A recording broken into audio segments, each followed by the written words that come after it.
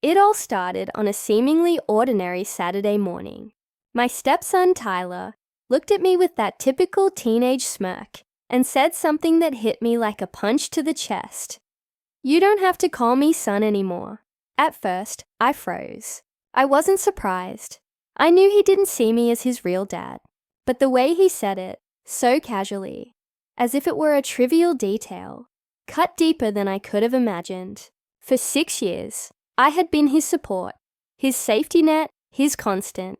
I had been there when no one else was, quietly giving everything a father might give.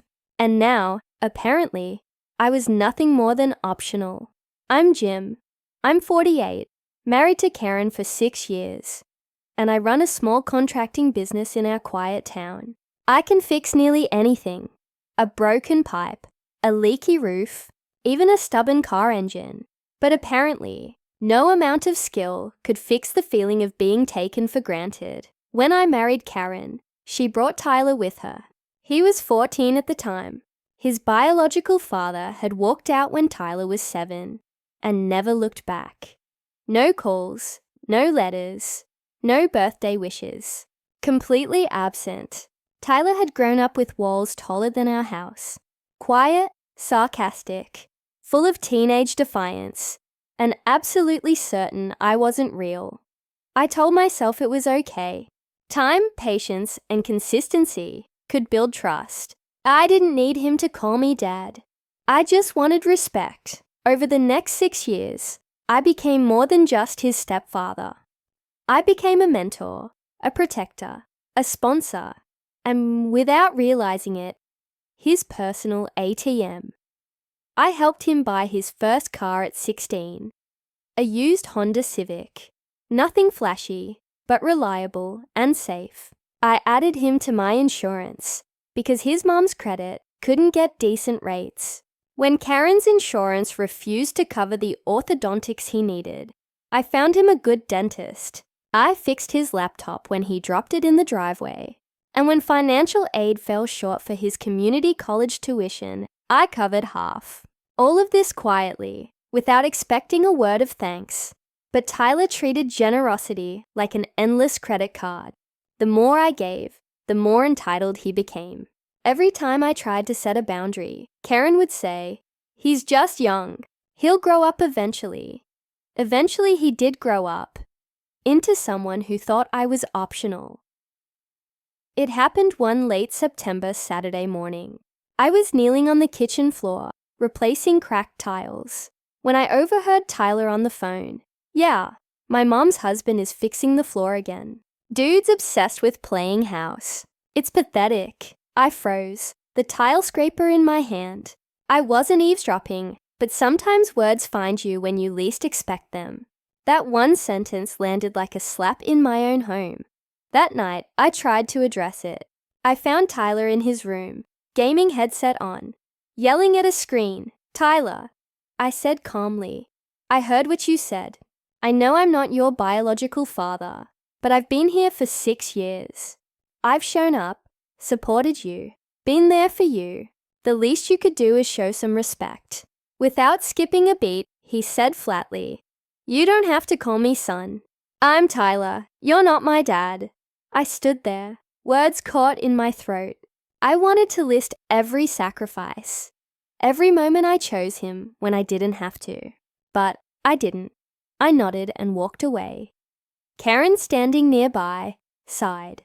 "He's 20 now, Jim. He's old enough to set boundaries. Maybe you need to respect that." Boundaries. The word weighed heavily in my chest. That night, I barely slept.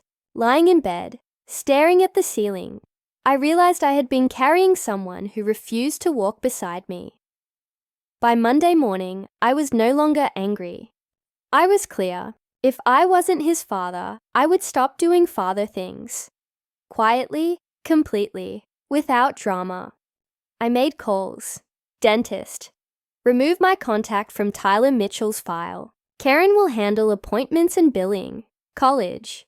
Cancel the auto pay on Tyler's account. His mother will manage future payments. Mechanic. Rick, don't hold appointments for him. He'll call and pay full rate. Car insurance. Remove Tyler from my policy. He's 20, not a dependent, and I'm no longer responsible. I didn't tell Karen. I didn't tell Tyler. I just let the consequences unfold. By Wednesday, everything had shifted. Tyler's tuition was flagged for non-payment. Rick charged him full price for car work. His insurance rates doubled. Suddenly, he was facing the world he had long ignored. Tyler stormed into the kitchen, phone in hand. "What did you do?" "Rick charged me $160, and the school says my tuition got cancelled." I kept stirring the pasta. "Calm. You told me I'm not your dad. Why would I handle your car or tuition?" He paused. "That's not what I meant." "Then what did you mean, Tyler?" I asked. Karen intervened. "Jim, this is childish. You can't just pull support like this." "No, Karen," I said. "I'm teaching him what boundaries actually cost. He can't reject the relationship and keep the benefits. That's not respect." Tyler's face turned red. "You're ruining my life over one stupid comment." I turned off the stove. One comment after 6 years of taking everything I gave you for granted. Let's add it up. Car down payment, $3,000. Insurance premiums, $4,800. Tuition, $122,000. Dental, $20,200. Laptop repair, $300. Over $130,000, Tyler. Not once did you say thank you. Not once did you acknowledge I didn't have to do any of it. I'm done pretending." For the first time, I saw fear in his eyes. Not anger, fear. He turned and left. 30 minutes later, his car peeled out of the driveway. Karen looked at me like I'd burned the house down. I wasn't happy, I said. I was exhausted, but I'm done carrying someone who refuses to walk beside me. The next days were tense. Karen barely spoke. Tyler didn't return. I kept working, cooking for 2 instead of 3. Life went on. 2 weeks later, Karen got a call from the college. Tyler's account was frozen due to non-payment. He couldn't register until the balance was cleared. "Jim, you're going to make him fail a semester over this?" she asked, voice trembling. I looked up from my work. "He's an adult, Karen. He has a job. He can figure it out. Loans, payment plans, extra shifts. You've been enabling him. I've been enabling him. I'm done." That weekend, the house was silent. Sacredly quiet. No footsteps. No music. No passive-aggressive slams. Just stillness. For the first time, I realized how much energy I had wasted trying to earn love from someone who saw me as a transaction. 2.5 weeks later, Tyler sent a text. "I get it now. I said something I shouldn't have. You didn't deserve that. Can we talk?" We met at Frank's Diner, the same place I used to take him for pancakes when he was 15 and failing algebra. He looked smaller somehow, weighed down by the last few weeks. I sat silently across from him. He spoke first. "I've been working double shifts trying to cover tuition. Loans won't cover everything. Mom's credit is shot. I didn't realize how much you were covering until it was gone." I let him finish. Then I said, "Tyler, I didn't do this to hurt you. I did it so you'd understand something. Respect isn't just a word. It's an action. For 6 years, I showed you respect by showing up, by supporting you, and you treated it like it was owed.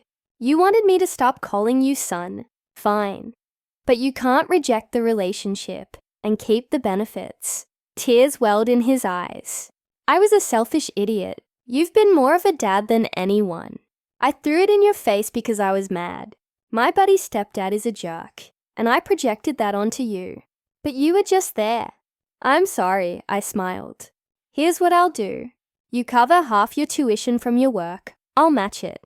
Not as your ATM, but as someone who believes you can rise to the challenge. Car insurance, appointments, your responsibility. You wanted independence. Now you'll earn it." He wiped his eyes. "That's fair. More than fair. Thank you. Can I still call you for advice?" he asked. "Advice is free," I said. "Always has been. But I'm not your safety net anymore. I'm your backup. There's a difference. We shook hands. Solid, equal, stronger than a hug. When I got home, Karen was waiting.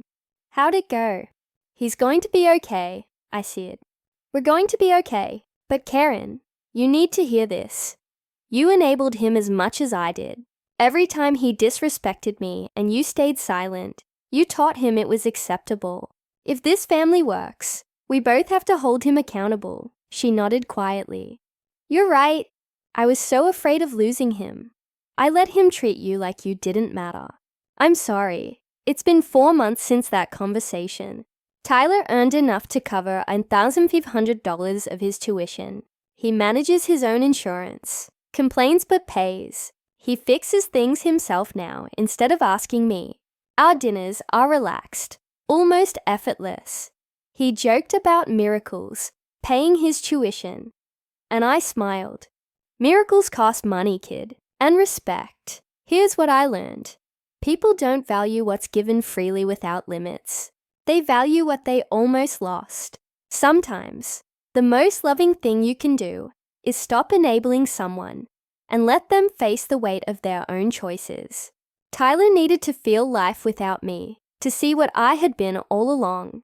Now our bond is stronger, built on respect, not obligation. And that's worth more than 6 years of silent resentment. So, Reddit, I ask you, was I wrong? Should I have kept paying his bills for peace? Or was it fair to let him face the cost of his words? Respect isn't free. Love doesn't come with an invoice. Sometimes, letting someone grow is the kindest thing you can do.